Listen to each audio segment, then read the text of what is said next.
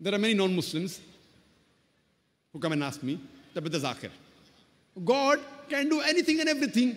So why do you have a problem if God becomes a human being? God can do anything and everything. So what's your problem if he becomes a human being?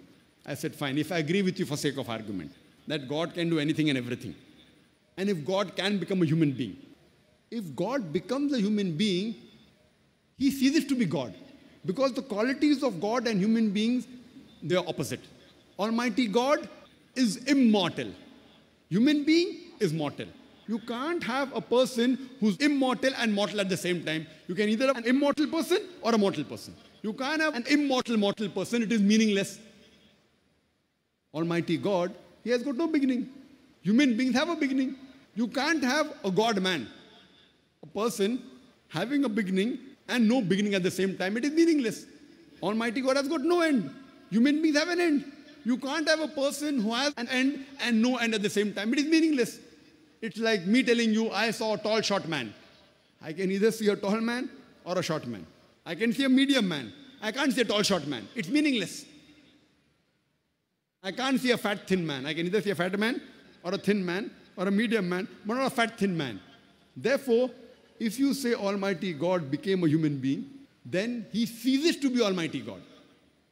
If you say Almighty God can do anything and everything, human beings, we require to eat. Almighty God does not require to eat. Allah says in the Quran in Surah Anam, chapter number 6, verse number 14, he feedeth everyone, but does not require to be fed. Almighty God does not require to eat. We human beings, we require sleep, we require rest. Almighty God does not require sleep and rest. It's mentioned in the Quran in Ayat al-Kursi, Surah Baqarah, chapter number 2, verse number 255. Allahu la ilaha al-hayyul qayyum, la ta'khudhuhu sinatun wa la nawm, lahu ma fi samawati wa ma fil ard. He is Allah, one and only, the absolute, the eternal. No slumber can seize him, nor does he require rest. To him belongs everything in the heavens and the earth. Therefore, if you agree with this argument that Almighty God can do anything and everything, and if Almighty God becomes the human being, you have to agree that he ceases to be God.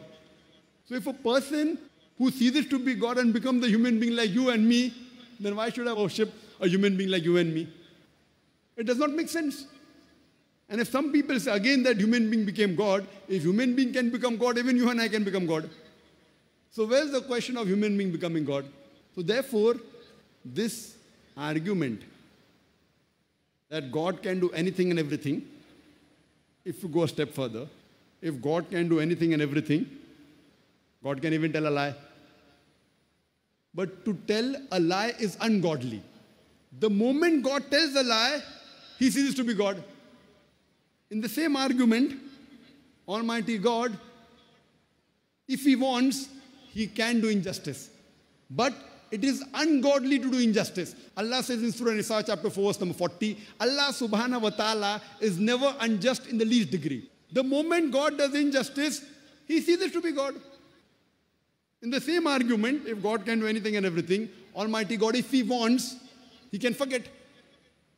But to forget is ungodly. Allah says in Surah Taha chapter number 20 verse 52, Allah subhanahu wa ta'ala never forgets. The moment Almighty God forgets, then he ceases to be God. If you agree with the same argument, God can do anything and everything, Almighty God can make a mistake. But to make a mistake is ungodly. Allah says in the Quran in Surah Taha chapter 20 verse 52, Allah subhanahu wa ta'ala never errs. He never makes a mistake. The moment Almighty God makes a mistake, he ceases to be God. Therefore, if you read the Quran, nowhere does the Quran say Allah can do anything and everything. What does the Quran say? Inna Allaha ala kulli shay'in qadir. Verily, Allah has power over all things. It's mentioned several places in the Quran. In Surah Baqarah chapter number 2 verse number 106. Surah Baqarah chapter number 2 verse number 109. Surah Baqarah chapter number 2 verse number 284. In Surah Al-Imran chapter number 3 verse 29. In Surah Nahl chapter number 16 verse 77. In Surah Fatir chapter number 35 verse number 1. Allah says, Inna Allaha ala kulli shay'in qadir. For verily, Allah has power over all things. And Allah says in Surah Buruj, chapter number 85, verse number 16, that Allah is the doer of all he intends. Whatever he intends, he can do. For he does not intend doing ungodly things like telling a lie, like making a mistake, like forgetting, like doing injustice, like becoming a human being.